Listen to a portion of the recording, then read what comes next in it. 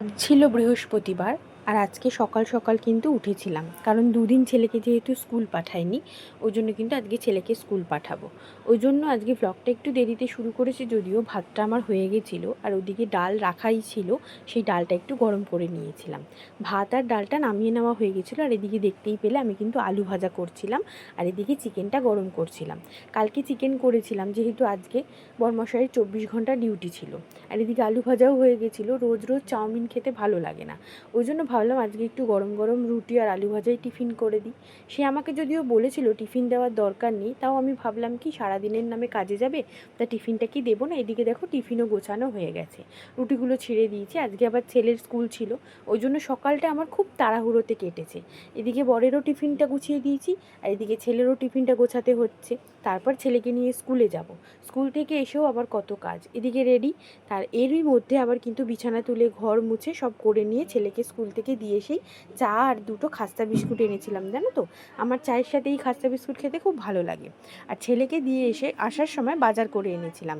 ছেলের জন্য এনেছিলাম রুই মাছের পেটি, আর আমাদের জন্য চিংড়ি মাছ। আমার বর আবার সব রকম মাছ খায় না, যার জন্য আমার ঘরে চিংড়ি মাছটা একটু বেশিই আসে, ও চিংড়ি মাছটা ভালো খায়।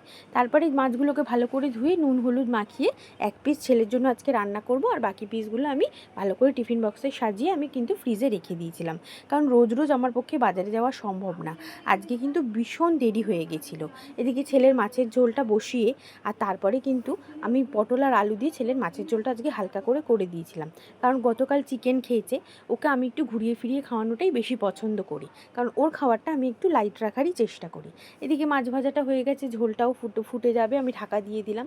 তারই মধ্যে জামা কাপড় কাচা, ঘরদোর পরিষ্কার করা, আর দেখো কত বাসন বেরিয়েছে, সেই বাসনগুলোকেও আমিই কিন্তু মাজবো, কারণ ঘরের সমস্ত কাজ কিন্তু আমিই করি। আর এদিকে কালকে কিছুটা পনিরের তরকারি রাখা ছিল, যদিও পনিরের তরকারিটা মঙ্গলবারের, ফেলে দেবো, অল্প খানিকটাই আছে, ওটাই আমি খেয়ে নেব। তা আজকের মেনুটা দেখতেই পেলে তোমরা। তো আজকের ব্লগটা তোমাদের কেমন লাগলো অবশ্যই জানিও। ভালো লাগলে ভিডিওটা লাইক শেয়ার সাবস্ক্রাইব অবশ্যই করে দিও।